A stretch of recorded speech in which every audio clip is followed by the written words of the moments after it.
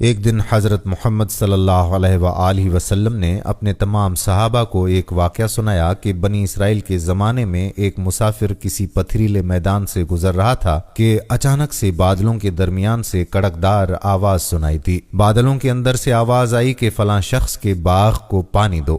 یہ سن کر مسافر حیران رہ گیا، کیونکہ اس نے پہلے کبھی بادلوں کو کسی انسان کا نام لیتے ہوئے نہیں سنا تھا۔ تجسس میں آ کر وہ بادل کے پیچھے پیچھے چل دیا۔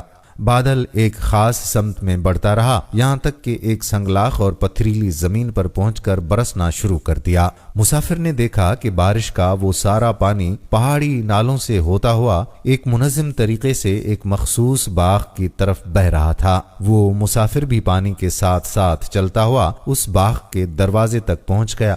وہاں اس نے ایک سادہ کسان کو دیکھا جو نہایت اطمینان سے اپنے ہاتھ میں پکڑے پھاوڑے کی مدد سے پانی کی سمت درست کر رہا تھا تاکہ باغ کا ایک ایک درخت سیراب ہو سکے۔ مسافر نے آگے بڑھ کر سلام کیا اور کسان سے اس کا نام پوچھا۔ کسان نے جیسے ہی اپنا نام بتایا تو مسافر کے رونگٹے کھڑے ہو گئے، کیونکہ یہ وہی نام تھا جو اس نے بادلوں کی گرج میں سنا تھا۔ جب مسافر نے کسان کو پورا قصہ سنایا تو کسان حیرت زدہ رہ گیا۔ مسافر نے کسان سے پوچھا کہ تم اس باغ میں ایسا کیا خاص عمل کرتے ہو کہ اللہ نے تمہارے لیے بادلوں کو حکم دے دیا؟ کسان نے نہایت عاجزی سے جواب دیا کہ میں اس باغ کی کل آمدنی کے 3 حصے کرتا ہوں۔